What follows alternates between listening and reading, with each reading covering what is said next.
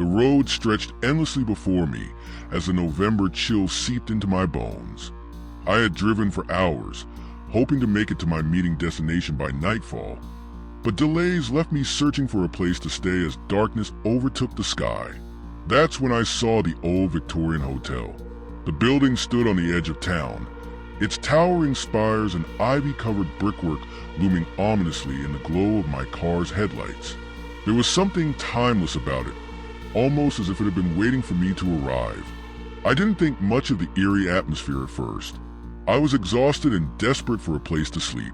Inside, the hotel was even older than it appeared from the outside. The lobby had faded floral wallpaper peeling at the edges, dim lighting, and an antique chandelier swaying slightly as though disturbed by an unseen breeze. A faint smell of dampness lingered in the air, and the room felt colder than it should have. The receptionist was a pale, thin woman with sharp features and tired eyes that seemed to look right through me. When I asked for a room, she hesitated for a moment before pulling a key from the wall behind her. "Room 313, she said quietly, sliding the key across the desk. For a brief second, I thought I saw something flicker in her expression. Worry, maybe even guilt. But it was gone as quickly as it came. I brushed off her odd demeanor, chalking it up to the late hour, and took the key. The elevator creaked loudly as it carried me to the third floor. The hallway stretched out before me, dimly lit by flickering sconces that cast distorted shadows on the walls. The carpet beneath my feet was worn, its once bright pattern faded into obscurity. As I walked toward room 313, the air seemed to grow colder with each step, and an unshakable feeling of unease began to settle over me.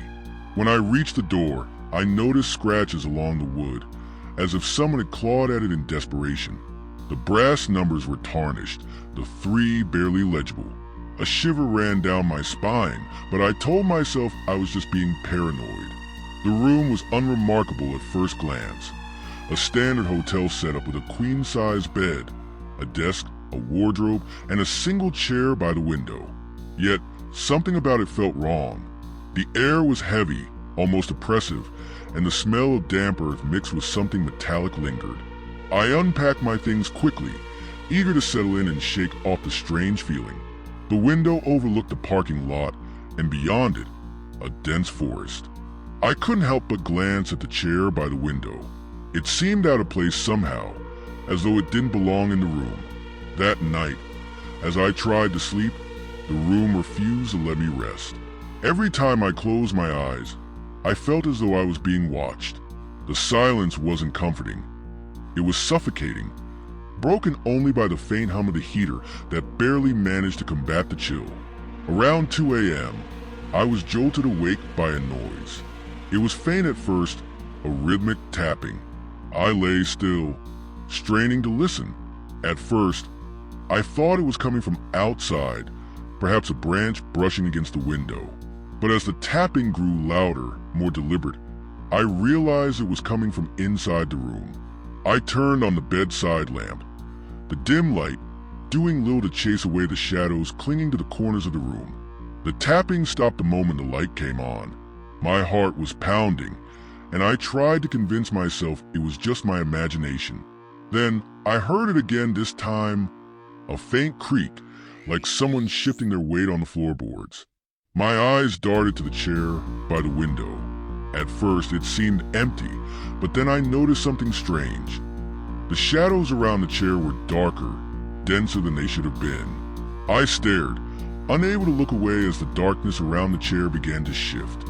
Slowly, it started to take shape, forming an inky black figure that seemed to absorb the light around it. It wasn't human. It had no defined features, just an amorphous mass of shadow that radiated malice. The temperature in the room plummeted, and I felt a crushing weight settle on my chest. I couldn't move, couldn't scream. The shadow loomed closer, stopping at the edge of the bed. I swear I heard it whisper, faint, incomprehensible words spoken in a voice that didn't sound entirely human. Panic surged through me, and I squeezed my eyes shut, praying it would go away. When I finally mustered the courage to open them, the shadow was gone, but the chair, It was no longer facing the window. It had turned, now directly facing the bed. I didn't sleep the rest of the night. I sat upright in bed, clutching the blanket like a shield, and kept every light in the room on. I kept checking the chair, half expecting the shadow to return. As soon as dawn broke, I gathered my belongings and hurried downstairs to check out. The receptionist barely looked up as I approached, but when I handed her the key, she asked, "Room 313? Her tone sent a chill down my spine. I nodded and she sighed. "You're not the first to leave early," she said, almost to herself. I pressed her for details, and after a long pause, she finally spoke. "A man died in that room decades ago. No one knows how. There were no signs of trauma, no cause of death. They found him sitting in the chair by the window, staring out at the woods. Ever since then, people have seen things, heard things. We try not to rent it out, but sometimes we have no choice." I left the hotel in a daze, the weight of her words sinking in. Even now, years later, I can't explain what I saw or felt that night, but sometimes in the dead of night, I still feel that crushing pressure, as if the shadow followed me home. If you ever find yourself at that hotel, heed this warning. Stay far, far away from room 313. As I drove away from the hotel, I couldn't shake the feeling that something was still watching me. Every glance at the rearview mirror made my heart race, expecting to see something or someone lurking in the backseat. The road seemed endless, the shadows cast by the trees alongside it longer and darker than they should have been. Eventually, I made it home, exhausted but thankful to have left that place behind. I tried to convince myself that it was just my imagination, that maybe I'd been overtired or my mind had played tricks on me. But the unease stayed with me, a lingering sense that the experience wasn't over. The first few nights at home were uneventful. I began to chalk up the events in room 313 to a combination of stress and fatigue. But then, small things started to happen. It began with noises, soft, barely perceptible at first. A faint tapping on the walls at odd hours of the night. I thought it might be the house settling, or maybe branches brushing against the exterior. But there were no trees near my bedroom window. Then, I started noticing cold spots around the house. It wasn't the kind of cold you get from a draft or a poorly insulated room. This was bone deep, unnatural, and it moved. One moment, I'd feel it at the foot of my bed. The next, it would be near the hallway outside my door. One night, as I lay in bed trying to fall asleep, I felt that same oppressive weight on my chest, the same sensation I'd experienced in room 313. I opened my eyes, and for a split second, I thought I saw a shadow standing at the foot of my bed. It was gone almost as soon as I blinked, but the feeling of being watched lingered. The next morning, I decided to investigate. I couldn't live like this anymore, constantly looking over my shoulder, feeling as though something unseen was following me. I started by researching the hotel, hoping to find more information about room 313 and the man who had supposedly died there. What I found only made things worse. The man's name was Victor Hayes, a traveling salesman who had stayed in room 313 in the 1970s. According to the articles I uncovered, Victor was found sitting in the chair by the window, his eyes wide open and his face frozen in an expression of terror. The coroner's report stated that there was no apparent cause of death. His heart simply stopped. But Victor wasn't the first. I stumbled across mentions of other incidents going back decades. Guests reported seeing shadows, hearing whispers, and feeling an overwhelming sense of dread. A few even claimed to have been physically attacked. Scratches, bruises, and marks they couldn't explain. As I dug deeper, I discovered rumors about the land where the hotel was built. Before the hotel's construction, the area had been a dense forest, untouched for centuries. Local legends spoke of strange rituals performed in the woods, offerings to appease spirits that were said to haunt the land. When the hotel was built, it was as if those spirits were disturbed, angered by the intrusion. I couldn't ignore the connection. Whatever was in room 313, whatever I had experienced there, had followed me home. The activity in my house escalated. Objects began moving on their own. Keys I'd left on the counter would end up on the floor. Doors would creak open in the middle of the night. And once, I woke to find the chair in my living room turned to face the window, just like in the hotel. One night, I decided to confront whatever it was.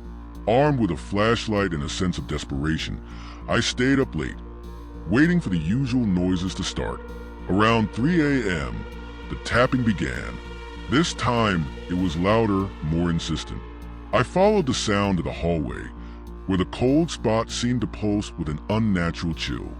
My flashlight flickered as I stepped closer, and then I saw it, a shadow at the end of the hall.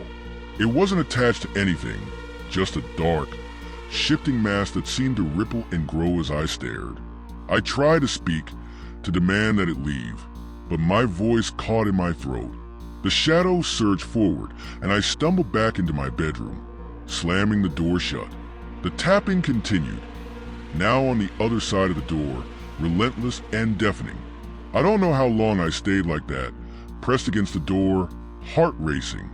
Eventually, the noise stopped and the room fell silent. But I knew it wasn't over. The next day, I reached out to a local paranormal investigator. I explained everything, the hotel, room 313, the shadow. They agreed to come to my house and conduct an investigation. When they arrived, the team set up cameras, audio recorders, and various sensors throughout the house. At first, nothing happened. But then, around 3 a.m., the activity began again. The tapping, the cold spots, the flickering lights. It was all captured on their equipment. But the most chilling part came when one of the investigators sat in the chair in my living room. As they did, the temperature in the room plummeted and the shadow appeared. It was caught on camera, an amorphous black figure standing behind the chair, growing larger as it loomed over the investigator. They left in a hurry, shaken by what they had witnessed. Their conclusion? Whatever had attached itself to me from room 313 was not a residual haunt. It was intelligent, aware, and malevolent. Since then, I've taken every precaution, blessings, cleansings, and even moving to a new house. Yet, no matter where I go, I still feel its presence. It's as if the shadow has become a part of my life, a constant reminder of the night I spent in room 313. So, if you ever find yourself passing through that town and see the old Victorian hotel, heed my warning. Do not stay in room 313. Some things aren't meant to be disturbed, and once they find you, they may never let you go.